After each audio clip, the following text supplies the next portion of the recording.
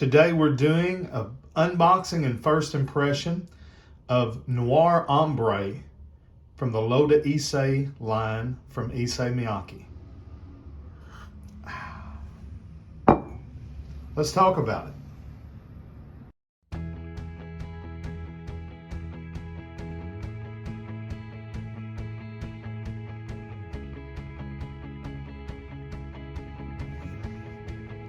Hey friends, John here from Proverbs 27:9 Fragrances.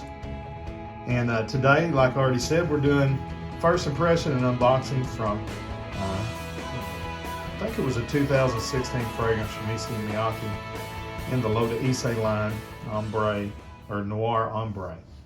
If you would go ahead and hit that subscribe button if you haven't already, make sure you got the notifications turned on. That way you're notified every time we upload the sweet smelling fragrance related content. All right, so today's unboxing is from Donatella Perfumes, and I believe it's DonatellaPerfumes.com, and they are a fragrance wholesaler and discounter. So you can actually, if you own a fragrance shop, you can buy fragrance from them wholesale, or they just, sell discounted, fragrances. I don't know on average if they're cheaper. They kind of,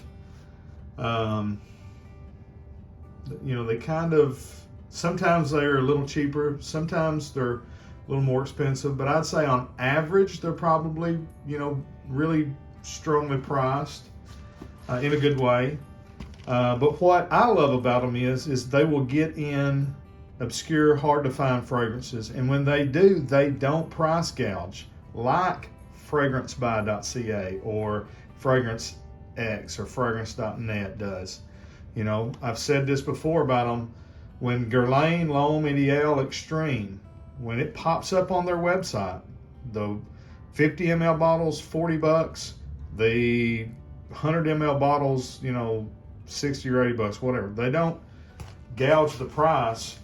And so I was able to pick this fragrance up for a good price. I think it was $60. So I'll show you their how they package their stuff. It comes in a plain, cardboard box. This is a big box for one fragrance, so I can tell it's not banging around in there. There's going to be a lot of packaging to keep your fragrance safe and secure. Again, this is from Donatella Perfumes. Packing peanuts. Box is, I don't want to spill it, but you can see it there, full of styrofoam packing peanuts. So I'll keep those for when I ship something to someone else. And wow, this is a big box. Man, I'm gonna have to slide that way back there to get it all in frame. See if there's anything else down in the box. I don't think so. They're not throwing in a lot of stuff. I order from them a lot, and so. But anyways, this is well. First of all, this is a well-known fragrance in the community. You've probably seen other videos on it before.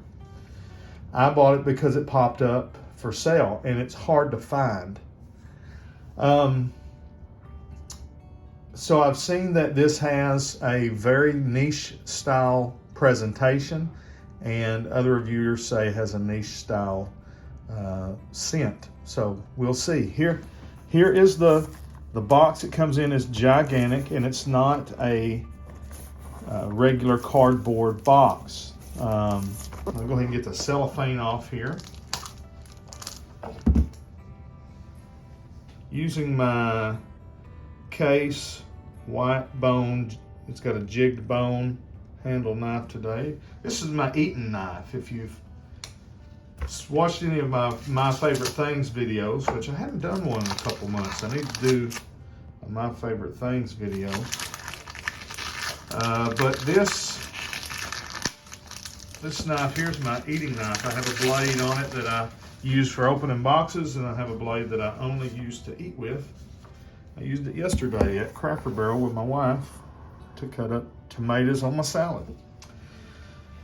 Now, if you're not a country boy from the South, that may sound obscure to you, but it's pretty common down here.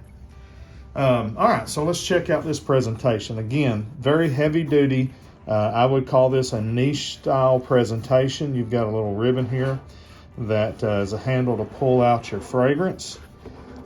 It is inside the sculpted out styrofoam. So very high quality packaging.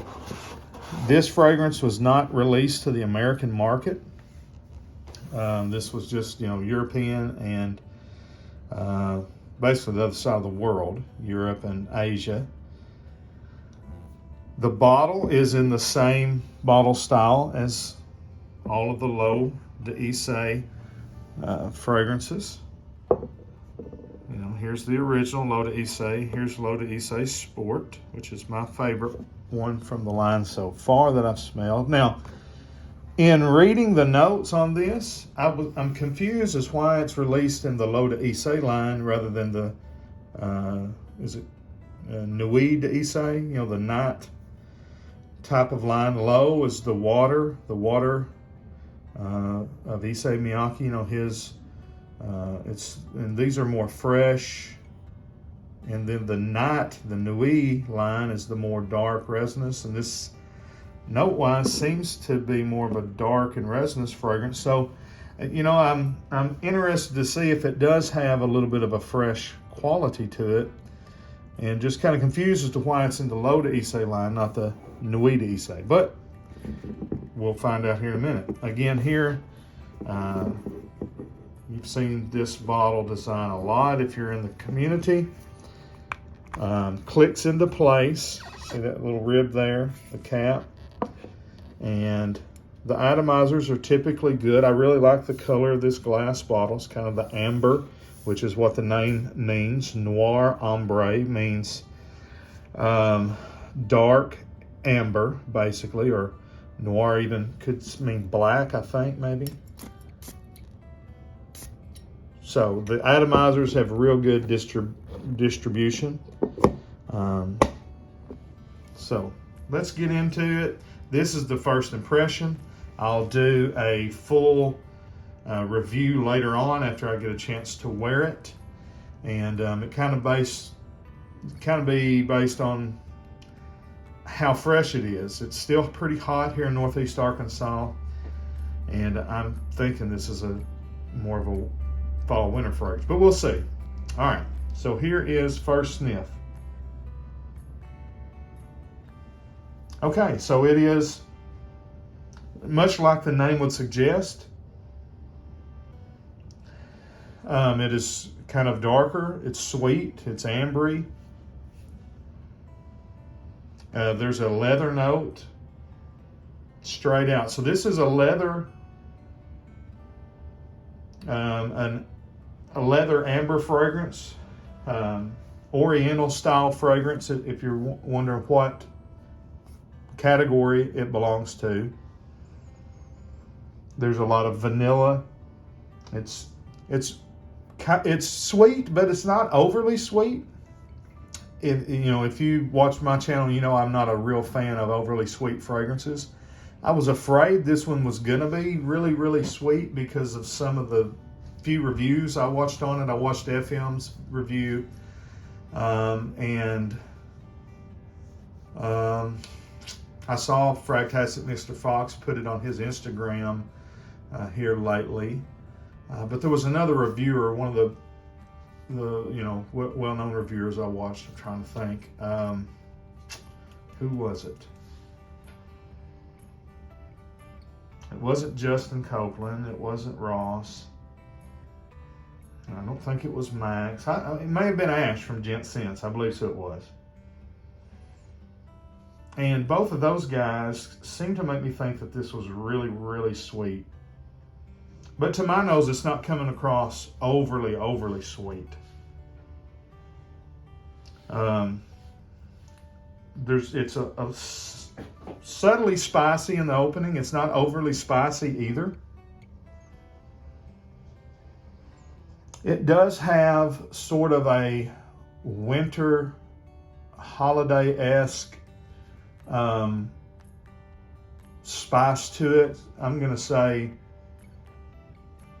and you know, I saw the notes on their reviews, but I didn't memorize them, and I don't have them in front of me. But it seems like, I mean, I can smell some cinnamon, and it seems like there was another kind of nutmeg or clove or something like that. But it's not coming across, you know, super Christmassy like Burberry London or something like that. It really is just nice. It's well blended. It's very smooth. Nothing is sticking out, screeching. It's not sharp. It's just really kind of round and resinous and ambery and leathery. There's a lot of leather. There's a nice dose of some well blended spices. It seems like saffron is maybe the, smells more like saffron than cardamom. So this is, I would call this a niche quality blend. It really is. It's high quality smelling. And honestly, everything from Issey Miyake that I've had is really nicely blended. But this one smells much more expensive than either one of these. And so I guess hence the much nicer packaging, hence the limited release, with it being limited to Europe and Asia. I'm assuming that the fragrance house wanted to kind of make this one special.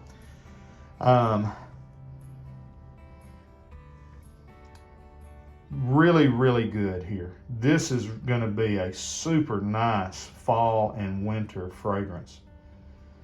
It's going to be great for more the evening time, what you would assume with the Noir in the name. Nights out, cool weather, cold weather. I'm hoping that this is going to be a real good performer, and it smells like it will be. It is eau de parfum concentration. And I got it at a good deal. Again, I think it was $60 at DonatellaPerfumes.com. I'm really happy. So off the first impression, love it, better than I expected, to me, I like it more than I thought I would. I think it's Chris from FM Fragmental. I think it was him that was saying there was a little bit, no, I'll tell you what, it was Dollars and Cents. I watched 3 reviews on it. Dollars and Cents. He's a smaller channel, a lot bigger than mine. I think he's 5,000 or 6,000 subscribers. But I like to watch him from time to time. He was talking about being really animalic to his nose, really mature, really medicinal, kind of compared it to Gucci Guilty Absolute. I don't get any of that. Gucci Guilty Absolute was very medicinal to me, and a little off-putting. I think if I would have bought it in time, I probably would have grown to really like it. But that is not a people-pleasing type of fragrance. This, I think, would be probably well complemented. So those are my initial thoughts on it. Let me know what you think about this fragrance. I do want to say rest in peace to the founder of this house, Issey Miyake, who passed away recently. He was a fashion designer. His fashions were very trendy and cutting edge, I guess you would call it. It's not something that you wear on Main Street in Northeast Arkansas, but he was known the world over as being a great fashion designer, and his fragrances have always been real cutting edge as well. They're not as well known in America other than in the fragrance community, but they are known the world round, and the original in this line was a groundbreaking fragrance, a trendsetter, probably inspired Acqua di Gio, which is the best-selling fragrance line of all time. So, rest in peace, Issey Miyake. Till we see you down the road, we say God bless. Frag on, Frag fam.